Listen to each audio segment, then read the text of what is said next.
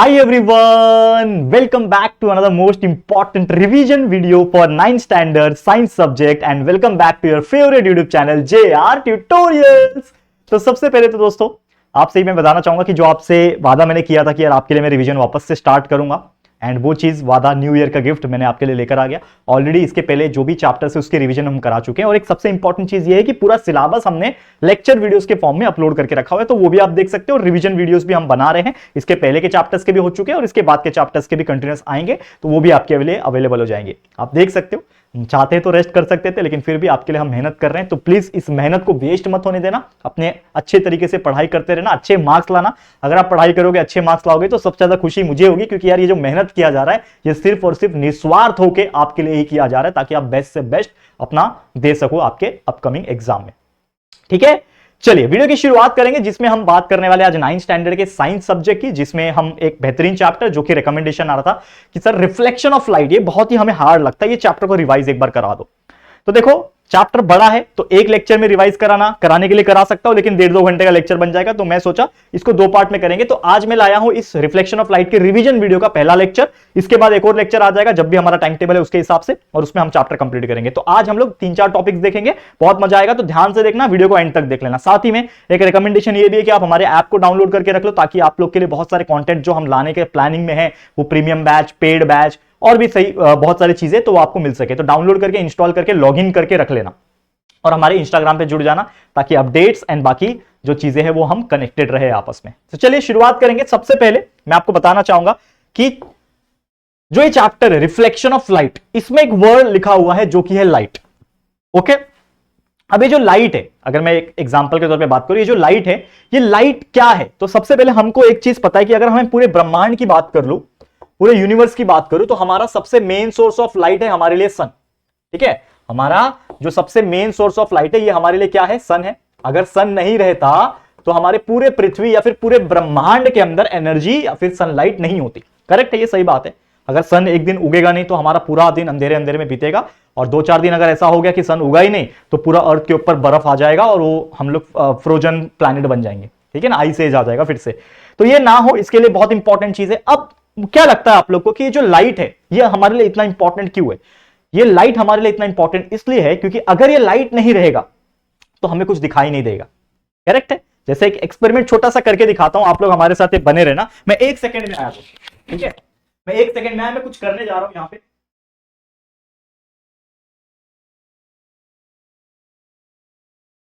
देख पा रहे हो आप लोग? देख पा रहे हो मुझे देख पा रहे हो? अब आप बोलोगे कि सर थोड़ा बहुत आपका शैडो दिखाई दे रहा है, लेकिन अगर मैं इस बोर्ड को भी बंद कर दूं तो क्या आप मुझे देख पा रहे हो? मेरी वॉइस आपको सुनाई दे रही होगी। करेक्ट है, वीडियो छोड़ के मत जाना कि सर गायब हो गए, लेकिन ये प्रैक्टिकल चीज बता रहा हूं कि जो हमारा लाइट होता है, अगर लाइट नहीं रहेगा तो आपको दिखाई नहीं देगा। ठीक है, करेक्ट है। अगर मैं ये बोर्ड को वापस से चालू करूं, देखो ध्यान से, बोर्ड को मैंने वापस चालू कर दिया। अब थोड़ी देर में मैं लाइट जा रहा हूं चालू करने के लिए, 1 सेकेंड आप होल्ड करना।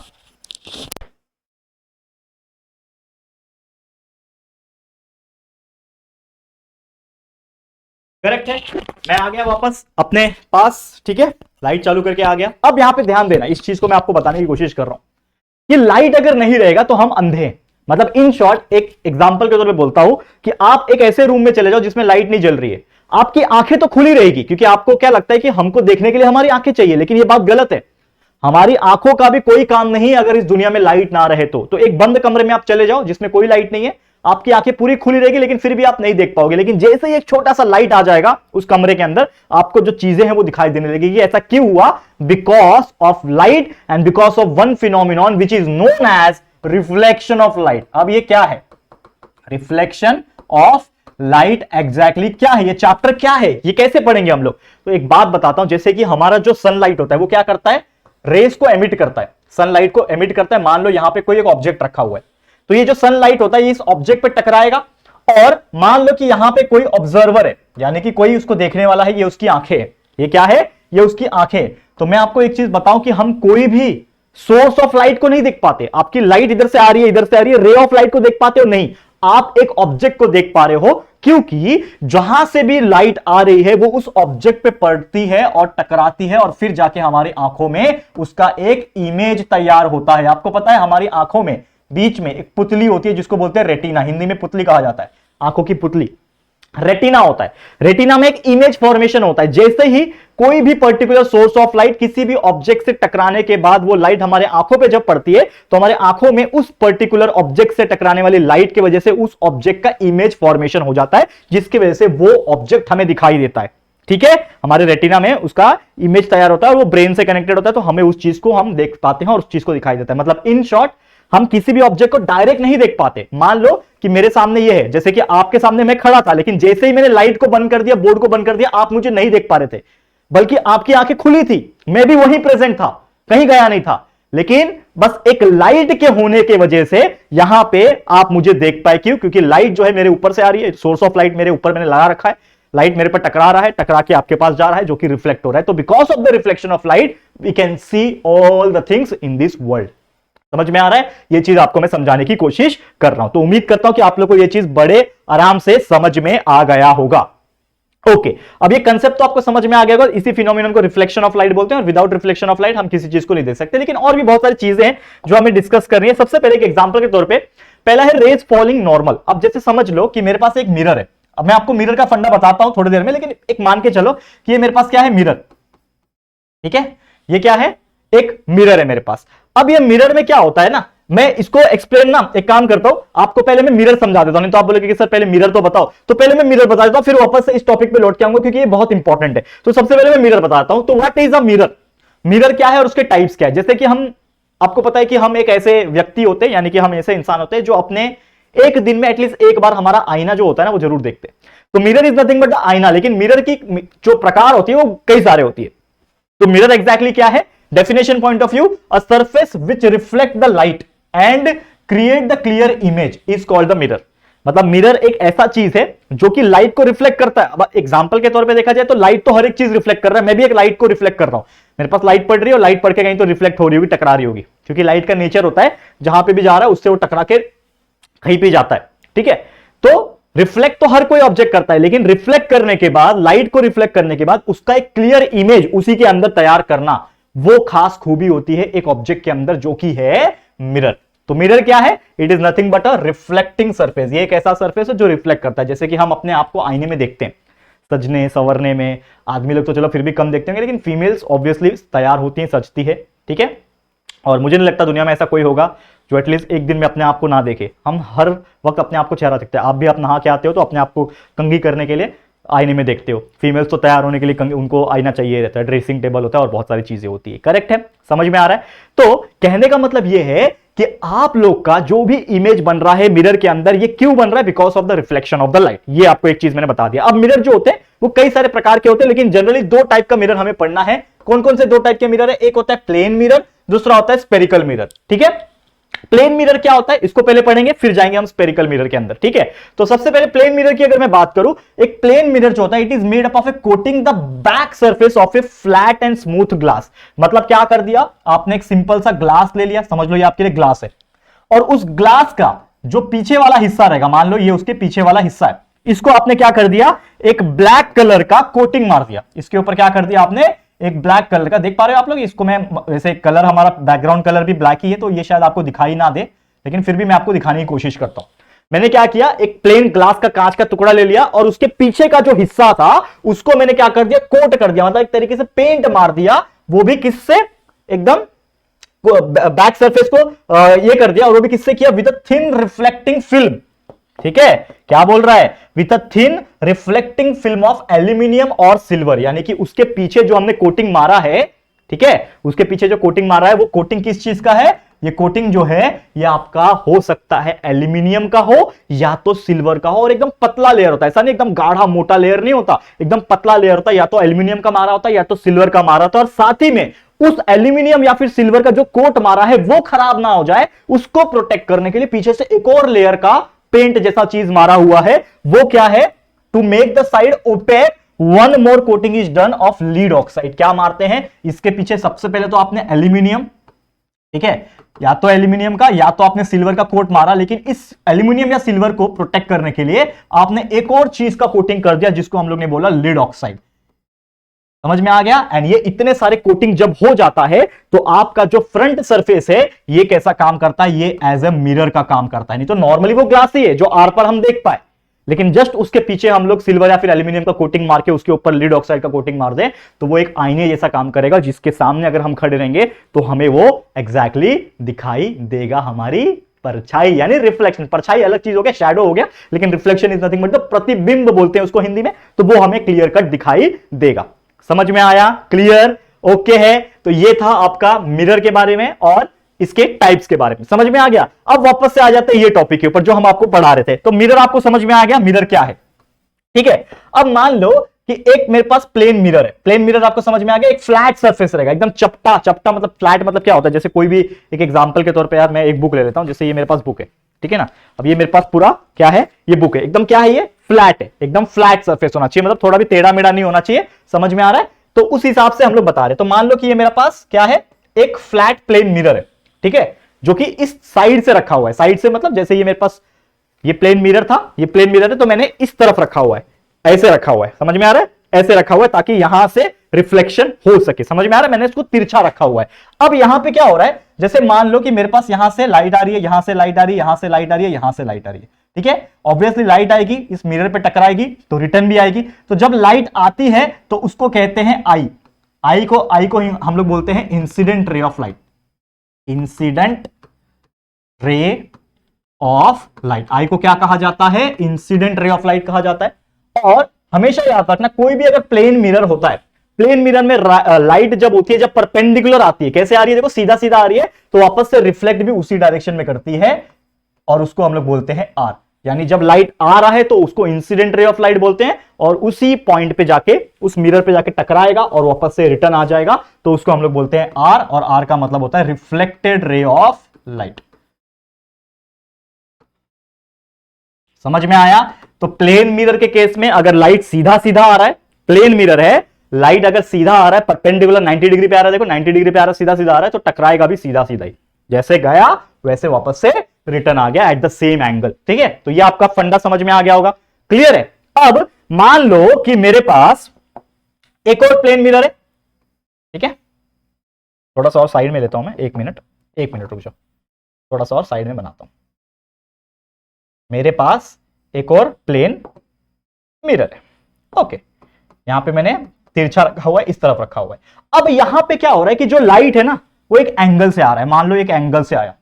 तो जैसे मैंने आपको एक फंडा बताया था, शायद आपने 8वीं में पढ़ा होगा कि नहीं मुझे पता नहीं, एक फंडा था कि एक साउंड का एक फंडा होता है। साउंड क्या होता है ना, जो पर्टिकुलर एंगल से साउंड निकल रहा है उसी पर्टिकुलर एंगल से वो जाता है। जैसे एग्जांपल के तौर पे कि आपका ये एक नॉर्मल लाइन है, ठीक है, सीधा सीधा बना लेता हूं, ये नॉर्मल लाइन है, तो यहां से साउंड आ रहा है ना, तो साउंड इस डायरेक्शन से वापस रिटर्न हो जाएगा। अगर साउंड यहां से आ रहा है आई, तो रिटर्न यहां से हो जाएगा, ठीक है। Incident ray of sound, reflected ray of sound, और जो एंगल से साउंड आ रहा था उसी एंगल से वो वापस भी जाएगा। यानी the angle form by normal and the incident ray of light is suppose theta. Theta मतलब कोई एक एंगल हो सकता है, तो जो एंगल से आ रहा था उसी एंगल से वो रिटर्न होगा। ये साउंड में होता है। तो मैं आपको बताऊं कि ये एक ऐसा प्रिंसिपल है जो साउंड और लाइट के केस में सेम होता है। तो साउंड में जैसा जो एंगल से लाइट आ रहा है उसी एंगल से वापस से रिफ्लेक्ट होगा, तो सेम उसी प्रकार लाइट में भी वैसा होता है कि मान लो कि इस एंगल से वो एक लाइट आ रहा है, यहां पे टकराया, तो उसी एंगल से वो रिटर्न भी चले जाएगा। तो ये आपके लिए आई हो गया, ये आपके लिए आर हो गया, करेक्ट। अब समझ लो एक और यहां से लाइट आ रही है, यहां से टकराया और वो हो सकता है यहां पे रिटर्न हो गया, दैट इज यहां पे आपका आई, यहां से आपका आर। और इन दोनों को ऑब्जर्व करने के लिए एक कॉमन ऑब्जर्वर रहेगा यहां पे, जो कि उन दोनों को ऑब्जर्व करेगा, इन दोनों को ऑब्जर्व करेगा एक पॉइंट पे। यहां पे कौन रहेगा, एक ऑब्जर्वर रहेगा जो उसको देखेगा। तो वहां से उसको देखने पे मिलेगा कि ये लाइट यहां से आया, यहां पे टकराया, ये लाइट यहां से आया, यहां से टकराया, और वो जो एंगल से आ रहा है वही एंगल से वो क्या करता है, रिफ्लेक्ट होता है। समझ में आ गया? तो ये था आपका रे फ्रॉम ए पॉइंट सोर्स। पहला जो मैंने आपको बताया ये क्या था आपका, रे फॉलिंग नॉर्मल लाइन आ रही है, नॉर्मल लाइट आ रही है, वापस से रिफ्लेक्ट हो गई सीधा सीधा। सेकंड वाला था rays from a point source, एक पर्टिकुलर पॉइंट सोर्स से आ रहा है। मान लो ये दोनों सेम पॉइंट से आ रहे हैं, ठीक है, मान लो कि ये सेम पॉइंट से आ रहे हैं, लेकिन एक्चुअल में क्या बोलते हैं कि अगर एक ही पॉइंट से लाइट आ रही है तो उसका रिफ्लेक्शन हो सकता है अलग अलग डायरेक्शन में जाए। मतलब यहां से एक ही पॉइंट से निकल रहा था एक लाइट, यहां से आया और यहां टकराया, वापस से इसी पॉइंट पे लाइट निकला, लेकिन यहां टकरा के वो इस तरफ चला गया। तो आप देख सकते हो कि इंसिडेंट रे ऑफ लाइट तो सेम पॉइंट से आ रहा है, सेम पॉइंट सोर्स से, एक ही सोर्स से आ रहा है, लेकिन टकराने के बाद ये दोनों का रिफ्लेक्शन अलग अलग जगह में गया। तो इसका मतलब हम लोग क्या बोल सकते हैं कि जो रिफ्लेक्शन ऑफ लाइट जो होती है वो अलग अलग डायरेक्शन में जा सकती है, यानी रिफ्लेक्टेड रेस अलग अलग डायरेक्शन में जा सकती है, भले ही वो एक ही पॉइंट से क्यों ना निकली हो। समझ में आ गया। अब तीसरा है image of source form by a mirror. ठीक है, जो भी मिरर रहेगा कैसे बनता है उसका सोर्स। जैसे एग्जांपल के तौर पे मैं आपको इस चीज को एक्सप्लेन करता हूं। जैसे मान लो कि मेरे पास एक मिरर है, ठीक है, अगेन मैंने उसको तिरछा रखा हुआ है, यानी क्रॉस सेक्शन में रखा हुआ है। अब मान लो कि यहां पे मैंने इस मार्कर को यहां पे ऐसा रख दिया, इस मार्कर यहां पे रख दूंगा तो ये कैसे बनेगा, ऐसा बनेगा। ये मार्कर था, ये मार्कर को मैंने यहां पे रखा, देखो ध्यान से देखना, इस मार्कर को मैंने यहां पे ऐसा प्लेस कर दिया। ठीक है, तो क्या लगता है आपको कि जब इस मिरर के ऊपर वो जब पड़ेगा तो उसका रिफ्लेक्शन कैसा आएगा। तो मैं आपको बता दूंगा कि ये अगर इस तरीके से मिरर पे अगर मैं प्लेस कर रहा हूं तो इसका जो रिफ्लेक्शन बनेगा वो यहां पे इस तरफ बनेगा, यानी कि ये इस प्रकार से बनेगा। ठीक है, तो जो ऐसा था वो ऐसा बनेगा। That is nothing but your third point कि image of source form by a mirror.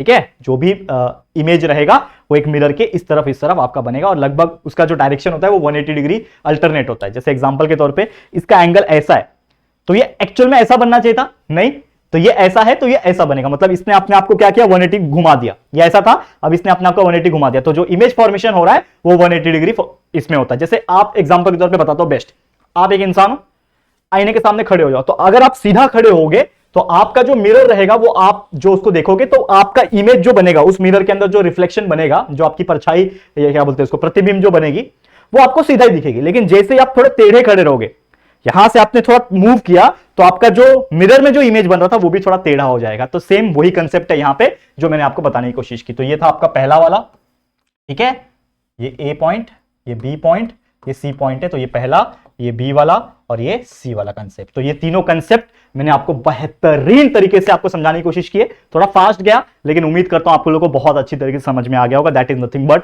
Mirror क्या होता है, रिफ्लेक्शन क्या होता है, लाइट क्या होती है, ये सभी चीज मैंने बेसिक तौर पे आपको पूरा का पूरा रिवाइज कराने की कोशिश की। उम्मीद करता हूं आप लोगों को ये टॉपिक अच्छे से समझ में आ गया होगा। ठीक है, चले आगे बढ़े, हम लोग अगले पॉइंट के ऊपर जाते हैं। नेक्स्ट पॉइंट क्या है उसको हम लोग थोड़ा समझने की कोशिश करते हैं। चलो, ये तो हमने देख लिया मिरर क्या है, टाइप्स क्या है। हाँ, अब नंबर ऑफ इमेज फॉर्मेशन, एक बहुत इंपॉर्टेंट चीज है। अब मुझे एक बात बताओ, जैसे कभी आप मेला गए हो क्या घूमने, मेला होता है, मेला, फेयर बोलते हैं उसको, फेयर, मेला बोलते हैं हिंदी में, मेला दिलों का आता है, ऐसा कुछ तो गाना भी है, मेला के ऊपर पिक्चर बनी है। ठीक है, तो मेला जो होता है, हम जाते हैं नॉर्मली फेयर में जाते हैं या फिर कोई सर्कस लगता है, तो आपने एक देखा होगा, एक रूम होता है जिसको हम लोग मैजिक रूम बोलते हैं। क्या बोलते हैं, मैजिक रूम बोलते हैं, या फिर उसको एक और नाम से जाना जाता है मिरर रूम, उसको मिरर रूम के नाम से जाना था। ये शायद आपने देखा होगा। मिरर रूम एग्जैक्टली क्या होता है, जैसे एग्जांपल के तौर पे ना, एक रूम होता है, उसमें कई सारे मिरर्स लगे होते हैं। ठीक है, इस तरीके से ना, कई सारे, देखो मेरे को डायग्राम थोड़ा सा मेरा खराब है तो मैं अच्छे से बना नहीं पाता हूं। ठीक है,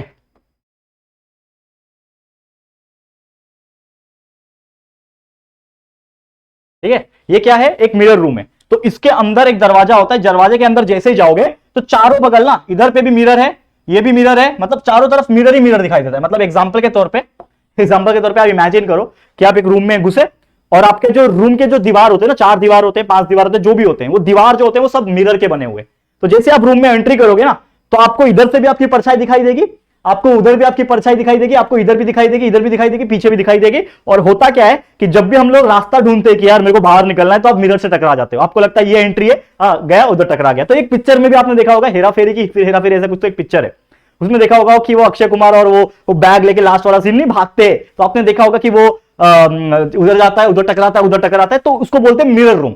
तो मिरर रूम में जो मिरर होते हैं ना, वो एक एंगल्स पे रखे रहते हैं। जैसे एग्जांपल के तौर पे अगर मैं आपको ड्रॉ करके बताऊं, ठीक है, मान लो कि आपका एक मिरर है, ठीक है, ठीक है, मान लो कि आपका क्या है, ये एक मिरर है, तो हो सकता है कि ये मिरर किसी और पर्टिकुलर मिरर के साथ क्या करेगा, वो एक एंगल पे उसने अपने आप को बनाया होगा। ठीक है ना, जो भी होगा मिरर, वो क्या करेगा, एक एंगल पे अपने आप को बनाया होगा। ठीक है, अब ये 2 मिरर है, अब ये 2 मिरर है या फिर ये 2 मिरर है, अगर इस ऑब्जेक्ट को मैं यहां प्लेस करूं तो इसका परछाई हो सकता है यहां पे भी बने, हो सकता है यहां पे भी बने, या फिर हो सकता है इसके बीच में भी बन जाए, ऐसा भी हो सकता है। तो हम लोग को सवाल ये क्वेश्चन पूछता है, जो हमारा मेन टॉपिक है, that is number of image formation. तो हम लोग को क्वेश्चन ये पूछता है कि अगर बाई चांस हमारे इधर भी मिरर है, इधर भी मिरर है, इधर भी मिरर है, और उस मिरर के बीच में एक पर्टिकुलर एंगल है जिसको हम लोग क्या बोलेंगे, थीटा बोलेंगे। ठीक है ना। जो एंगल रहेगा, एंगल बिटवीन जो मिरर रहेगा, ठीक है, उसको हम लोग क्या बोलेंगे, एक सेकेंड, एंगल बिटवीन मिरर को हम लोग क्या बोलेंगे, थीटा। अब वो थीटा कुछ भी हो सकता है। लेट्स सपोज थीटा का जो एंगल हो सकता है, मतलब वो दोनों एक दूसरे को 180 डिग्री से होंगे, 90 डिग्री से होंगे, या फिर 60 डिग्री से होंगे, या तो 45 से होंगे, 30 डिग्री से होंगे, कुछ भी हो सकते हैं, ठीक है। मतलब उन दोनों मिरर के बीच में जो एंगल रहेगा वो या तो एकदम सीधा सीधा 180 डिग्री भी हो सकता है, या तो उससे थोड़ा कम 90 डिग्री हो सकता है, 60 डिग्री हो सकता है, 45, 30, कुछ भी हो सकता है, मतलब no matter what the angle is. लेकिन अगर आपको उन दो मिरर के बीच में या फिर मल्टीपल मिरर्स के बीच में अगर आपको एंगल पता है ना, तो आप नंबर ऑफ इमेज निकाल सकते हो। मतलब कि अगर आपको पता है कि ये पहला मिरर और ये दूसरा मिरर, इन दोनों के बीच में जो एंगल बन रहा है वो 90 डिग्री का बन रहा है, तो आप क्या बता सकते हो कि इन दोनों मिरर के वजह से उस ऑब्जेक्ट का कितना इमेज दिखाई देगा, 2 दिखाई देगा, 3 दिखाई देगा, 4 दिखाई देगा, 10 दिखाई देगा, या फिर एक भी दिखाई नहीं देगा। तो ये होता है नंबर ऑफ इमेज फॉर्मेशन, और उसके लिए एक फॉर्मूला होता है दोस्तों। नंबर ऑफ इमेज को कैलकुलेट करने के लिए एक फॉर्मूला होता है, n is equal to 360 degree upon angle -1। This is the formula, this is the formula, 360 degree upon angle -1। This is the formula for calculating the number of images if the angle is given. तो चलो हम लोग अब practical तौर पे आते हैं, और इसको मैं थोड़ा सा रफ कर लेता हूं, ये आपको बस समझाने के लिए था। उम्मीद करता हूं ये चीज आपको समझ में आ गया होगा। तो लेट सपोज मैं एक एक करके क्वेश्चन कराता हूं कि अगर आपको एंगल दिया हुआ है, दो मिरर के बीच में एंगल दिया हुआ है, चलो इसको ही लेते हैं, 180 डिग्री का एंगल दिया हुआ है। लेट सपोज मैं मान लेता हूं कि आपको कितना दिया है, 180, ठीक है।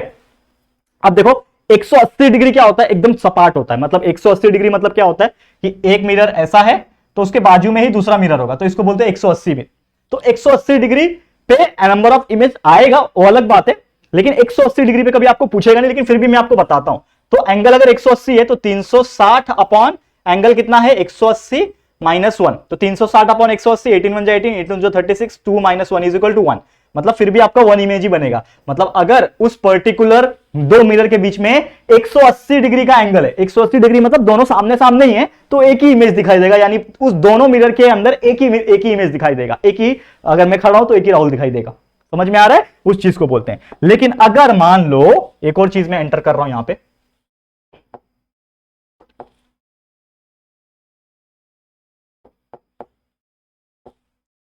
एक 120 डिग्री में लेता हूं, ठीक है। Let suppose I am taking here second one, मैं लेता हूं कि एंगल आपको दिया हुआ है 120 डिग्री, ठीक है। एंगल कितना दिया है, 120 डिग्री। अब मुझे बताओ फॉर्मूला क्या है नंबर ऑफ, इसको कैलकुलेट करने के लिए, नंबर ऑफ इमेज कैलकुलेट करने के लिए फॉर्मूला है 360 अपॉन एंगल 120 -1। तो कितना हो जाएगा, 0 0 कैंसिल, 12 1 12, 12 3 36, 3 -1 इज इक्वल टू 2। तो आपका नंबर ऑफ इमेज कितना है, 2। मतलब अगर कोई इमेज, सॉरी कोई मिरर है, एक ये मिरर हो गया और दूसरा मिरर, मतलब थोड़ा सा ये बनाना पड़ेगा, टेढ़ा बनाना पड़ेगा ऐसा, ठीक है। इन दोनों के बीच में 120 का फर्क है, ठीक है। एक मिरर ऐसा, एक मिरर ऐसा, इन दोनों मिरर के बीच में, समझ में आ रहा है, ऐसा कुछ रखा हुआ है और उनके बीच में 120 डिग्री का फर्क है। तो नंबर ऑफ इमेज मतलब 2 राहुल दिखाई देंगे। अगर मैं खड़ा हूं वहां पे तो आपको 2 राहुल सर दिखाई देंगे, या फिर कोई ऑब्जेक्ट को रखूंगा तो वो 2 दिखाई देगा। सपोज अगर आपको दिया है कि एंगल जो है वो है 90 डिग्री का, मतलब उन दोनों के बीच में जो एंगल होगा वो 90 डिग्री का दिया हुआ है इस बार, तो क्या आ जाएगा formula, number of image equal to 360 divide by number of angle 90 -1। तो 0 0 कैंसिल, 9 1 9, 9 4 36, 4 -1 इज 3, देयरफॉर n का वैल्यू आ गया 3। मतलब अगर दो मिरर के बीच में 90 डिग्री का एंगल है, एकदम 90 डिग्री मतलब परपेंडिकुलर ऐसा 90 डिग्री का एंगल है, तो आपको 3 इमेज दिखाई देंगे। समझ में आ गया, क्लियर है। एक और वैल्यू निकालते हैं, चौथा, अगर मैं एंगल 60 डिग्री ले लूं, ठीक है, एंगल 60 डिग्री ले लूं, तो फॉर्मूला हो जाएगा 360 divide by 60 -1, 0 0 cancel, 6 1 6, 6 5 35 -1 is equal to 4। Number of image 4 आया। यानी कि अगर एंगल के बीच में 60 डिग्री है, मतलब मिरर के बीच में 60 डिग्री का फर्क है, तो आपको कितने इमेज दिखेंगे, 4। समझ में आ गया। तो वैसे ही बचे हुए 45 और 30 का, एंगल 45 डिग्री और एंगल 30 डिग्री का इमेज कितना बनेगा, ये आप लोग मुझे होमवर्क करके बताओगे, कमेंट करके बताओगे कि कितना इमेज बनेगा। अगर एंगल मैंने 45 डिग्री लिया दो मिरर के बीच में, तो कितने इमेज दिखेंगे, वैसे 30 डिग्री लिया तो कितने इमेज दिखेंगे, ये जरूर से मुझे कमेंट करके बताना। आप सभी का जवाब आना चाहिए। अगर आप ये कर पाओगे, ऐसे एक क्वेश्चन एग्जाम में आते हैं, तो आप डेफिनेटली इस चीज को अच्छा कर पाओगे। ठीक है, क्लियर है। चलो हम चलेंगे हमारे नेक्स्ट टॉपिक की तरफ, जो कि है हमारे लिए स्पेरिकल मिरर। जैसे मैंने आपको बताया था कि एक होता है प्लेन मिरर जो एकदम सीधा सपाट फ्लैट होता है, और एक होता है स्पेरिकल मिरर। अब स्पेरिकल मिरर क्या है भाई? तो स्पेरिकल मिरर मतलब क्या होता है, जैसे इमेजिन कर लो कि आपके पास एक राउंड बॉल है, कांच का एक राउंड बॉल है जो कि अंदर से खोखला है। जैसे बॉल कैसा होता है, अंदर से खोखला होता है ना, फुटबॉल जो भी है खोखला होता है। और अगर मैंने इतना पोर्शन उसका कट करके निकाल दिया, इतना पोर्शन, तो ये कुछ ऐसा दिखेगा, ठीक है। तो वो जो ऐसा चीज दिखेगा उसी को बोलते हैं हम लोग स्पेरिकल मिरर। मिरर का मतलब क्या होता है? सेम वही कंसेप्ट कि मिरर एक ऐसा चीज है जिसके ऊपर लाइट पड़ता है तो वो रिफ्लेक्ट करता है लाइट को और उसका एक इमेज बनाता है, जो भी ऑब्जेक्ट का है उसका एक इमेज अपने अंदर बनाता है। तो यहां पे भी हम लोग बोल सकते हैं कि स्पेरिकल मिरर्स क्या है? It is a part of hollow glass sphere. एक ग्लास स्फीयर है, हॉलो होगा, उसका एक पार्ट है, एक उसका टुकड़ा है, तो उसका हम लोग यहां से काट करके निकाल दिए तो वो उसका टुकड़ा है। तो जो भी आप लोग देखते हो ना, आपकी गाड़ी का मिरर, आप जो चश्मा पहनते हो वो हो गया, कोई भी मतलब दूसरा, अगर मैं बात करूं कोई नाई की दुकान पे जाते हो वो वाला कांच हो गया, और ऐसे कई अनगिनत जो कांच आप देख रहे हो वो सब होते हैं स्पेरिकल मिरर। लेकिन ये जो स्पेरिकल मिरर होते हैं ना, ये भी दो तरीके के होते हैं दोस्तों। एक होता है कॉन्वेक्स पेटूराम और एक होता है कॉन्केव जिसका पेट खाली है। बताता हूं क्या होता है ये सब चीजें, ठीक है। लेकिन पहले समझ लो यहां पे क्या होता है कि जो स्पेरिकल मिरर है, जो मैंने बोला कि इसको यहां से कट करके निकाला तो ये उसका पार्ट है, लेकिन उस पार्ट में क्या होता है, द इनर और outer surface of this part, यानी कि या तो उसके अंदर का पार्ट ये वाला पार्ट, या तो उसके बाहर का पार्ट ये वाला पार्ट, ठीक है ना। क्योंकि वो भी जो निकला होगा तो वो एकदम कर्व्ड होगा। कटोरा कैसा होता है? कटोरा, ठीक है ना। कटोरा है क्या मेरे पास? मैं एक सेकंड में लेके आया, आपको समझाता हूं एकदम प्रैक्टिकल तरीके से। मेरे पास किचन में होगा।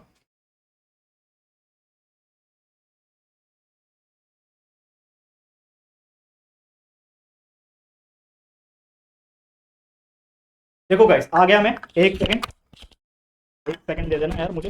देखो आपके लिए मुझे क्या क्या करना पड़ता है, मैं सोचता हूँ आपको मैं बेस्ट से बेस्ट दूं ना यार, इसके लिए मैं कुछ ना कुछ करता रहता हूँ। ये मैंने लाया कटोरा जो मेरे पास पड़ा हुआ था ऑफिस में।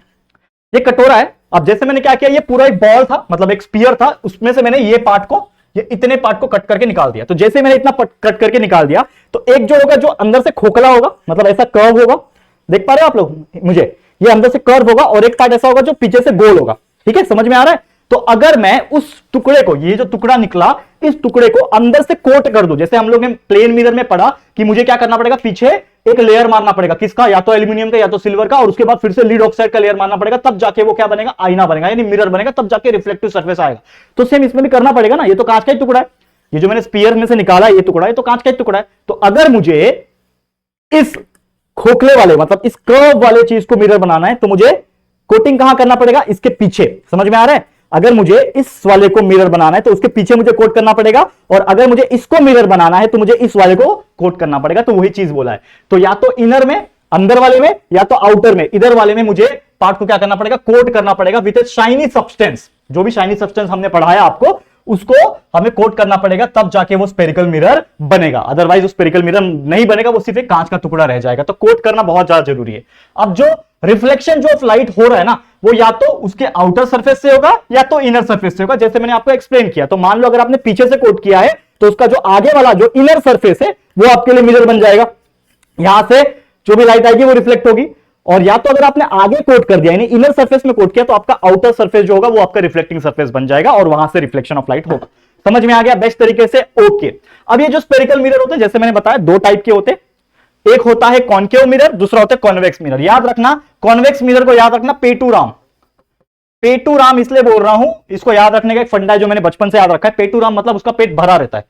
पेट भरा रहेगा मतलब फूला हुआ पेट रहेगा, तो फूला हुआ पेट मतलब जो बाहर का सरफेस है, आउटर सरफेस है, वो आपके लिए रिफ्लेक्टिंग सरफेस हो जाएगा। तो कॉन्वेक्स मतलब बाहर वाला आउटर सरफेस, और कॉन्केव मतलब अंदर वाला, ऑटोमेटिकली याद हो जाएगा, ठीक है। तो कॉन्केव मिरर जो होता है दोस्तों, ये इनर सरफेस इसका रिफ्लेक्टिव होता है, यानी कि मान लो कि ये इधर से रिफ्लेक्शन हो रहा है, मतलब इस तरीके का मिरर है आपका, इस तरीके का, समझ में आ रहा है, ऐसा इस तरीके का मिरर है। तो अंदर वाला सरफेस, मतलब मैं इसको ऐसे, ये समझ लो आईना होगा, तो मैं इस तरीके से उसको देखूंगा तो यहां पे मेरा इमेज दिखाई देगा। That is nothing but the concave mirror, ठीक है। इसका इस्तेमाल कहां होता है, बार्बर के शॉप में ज्यादा होता है। वो मिरर दिखने में फ्लैट दिखता है, लेकिन थोड़ा सा वो कर्व होता है अंदर की तरफ। डेंटिस्ट लोग जो होते हैं, आपके अंदर जो डालते हैं, छोटा सा रहता है, डालते हैं, तो वो भी आपका कॉन्केव मिरर होता है। टॉर्च जो होता है, हेडलैम्प हो गया, फ्लड लाइट, जो क्रिकेट मैदान में फ्लड लाइट, बड़े बड़े जो टावर वाले लाइट होते हैं ना, वो उसको फ्लड लाइट कहते हैं। तो ये सब जगह पे कॉन्केव मिरर का इस्तेमाल होता है। वही अगर मैं बात करूं कॉन्वेक्स मिरर, जो पेटूराम बोला मैंने, ये आउटर सरफेस से रिफ्लेक्टिव होता है, यानी कि यहां से जो बाहर का आउटर जो फुला हुआ सरफेस है, वहां से वो रिफ्लेक्शन ऑफ लाइट करता है, और वहीं से उसका इमेज फॉर्मेशन होगा। तो कहां यूज होता है, कार वगैरह में, ORVM बोलते हैं ना, आउटसाइड रियर व्यू मिरर, जो बाहर जो दो कांच होते हैं ना, कार में बैठे हो, कार में एक इस तरफ कांच होता है बाहर की तरफ और एक इस तरफ कांच होता है बाहर की तरफ, जिससे हम पीछे गाड़ी आ रही जा रही है उसको देखते हैं, उसको ओआरवीएम बोलते हैं, आउटसाइड रियर व्यू मिरर। और एक इन अंदर होता है जो ड्राइवर के जस्ट ऊपर लगा रहता है, वो उसको देख के पीछे देख पाता है, उसको आईआरवीएम कहते हैं, ठीक है ना। तो ओआरवीएम जो कार का होता है या फिर जो भी व्हीकल्स होते हैं उसके होते हैं, या फिर गेट पे आपने देखा होगा ऐसे बड़े बड़े लगे रहते हैं। गेट पे आपने देखा है कोई कंपनी, कोई फैक्ट्री या फिर कोई ऐसे बड़े बड़े बिल्डिंग्स के आगे ना वो रोड पे टर्न लेते हैं ना, तो ऐसे बड़े से ऐसा गोल से मिरर लगे रहते हैं, उसको आप दबाओगे तो दबता है। एक यूट्यूबर थे, उनका नाम मेरे को याद नहीं है, उन्होंने बताया था वीडियो कि ऐसा अंदर करो, अंदर घुस जाता है। That is nothing but the convex mirror, पेटूराम होता है वो, ठीक है। तो वो इसलिए होता है ताकि कोई गाड़ी अगर यहां से आ रही है, ठीक है, कोई गाड़ी यहां से आ रही है तो हमको दिखाई दे कि यहां से भी कोई आ रही है, तो हमें इसमें दिखाई देता है और उसके हिसाब से सेफली टर्न ले सकता है। तो ये इसके लिए यूजफुल होता है। क्लियर? तो उम्मीद करता हूं कि आप लोगों को ये चीज समझ में आ गया हो। देख सकते हो हाफ एन आवर हो गया और हमारा लगभग 40-50% ऑफ दिस चैप्टर जो पार्ट था वो हमने कंप्लीट करा दिया। अब जैसे मैंने बोला कि चैप्टर बड़ा यार, एक वीडियो में कराने के लिए आपको मैं रिवाइज करा सकता हूं, लेकिन वीडियो बड़ा हो जाएगा और मैं नहीं चाहता कि आपको ज्यादा तकलीफ हो हमारे इस रिवीजन वीडियो को देखने में। तो इसको दो पार्ट में करेंगे। आज का लेक्चर हम इसी के साथ एंड करते हैं, लेकिन अगला लेक्चर के लिए रेडी रहना, जिसमें हम लोग आने वाले जो भी टॉपिक्स है इसके बाद के, या फिर जो भी फंडामेंटल चीजें है, टर्मिनोलॉजी है, और भी बहुत सारे रिफ्लेक्शन के केस है, कॉन्केव में कॉन्वेक्स में कैसे होता है, ये सभी चीज देखेंगे। मिरर फॉर्मूला क्या होता है देखेंगे, और ये चैप्टर का रिवाइज करा के फटाफट कंप्लीट करेंगे। तो इसी के साथ इस वीडियो को मैं एंड करता हूं। उम्मीद करता हूं कि आप लोग को हमारे साथ पढ़ के काफी ज्यादा मजा आया होगा। तो ये वीडियो आपको कैसा लगा है, हमारा मेहनत आपके लिए कैसा लग रहा है, जरूर से कमेंट करके बताना। वीडियो पसंद आए तो प्लीज लाइक करना, शेयर करना जितना हो सके अपने दोस्तों के साथ, और फर्स्ट टाइम आए हो चैनल पे तो फटाफट से हमारे चैनल को सब्सक्राइब करके बेल आइकन को प्रेस कर देना, ताकि वीडियोस की जो नोटिफिकेशन है वो आप लोग को मिलती रहेगी। ठीक है फ्रेंड्स, तो चलो जल्दी मिलेंगे फिर एक और नई वीडियो में। तब तक के लिए thank you and good bye.